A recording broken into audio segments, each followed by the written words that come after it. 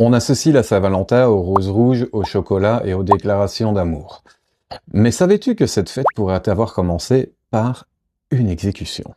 Aujourd'hui, on découvre l'origine réelle de la Saint-Valentin entre histoire antique et légende romantique. Bien avant d'être la fête de l'amour, le mois de février était marqué à Rome par une célébration appelée Lupercale. C'était une fête païenne liée à la fertilité et à la purification. Certains pensent que l'Église aurait placé la fête de la Saint-Valentin à cette période pour christianiser ces traditions, mais le lien direct n'est pas formellement prouvé. On pourra même observer à travers le monde différents types de fêtes liées à la fertilité. Par exemple, en Grèce, nous avons les aphrodisies, célébration grecque dédiée à Aphrodite, appliquant des processions et la purification des temples.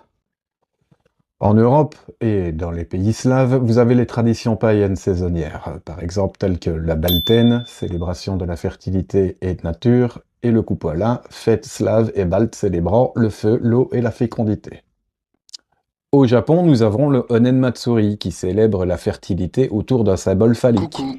Mais revenons-en au sujet principal.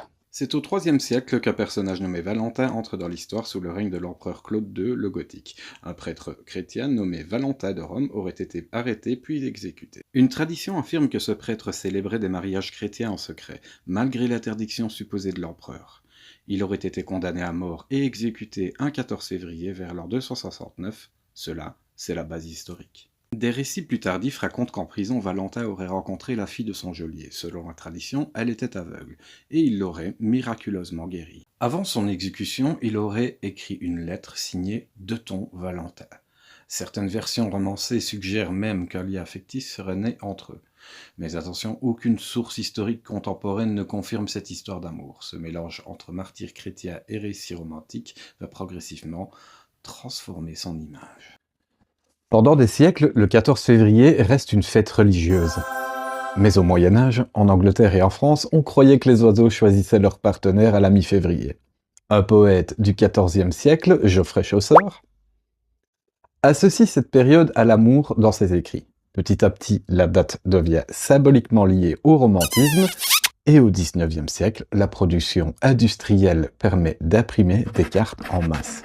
La tradition s'étend ensuite aux fleurs, au chocolat et aux bijoux, et la Saint-Valentin devient mondiale.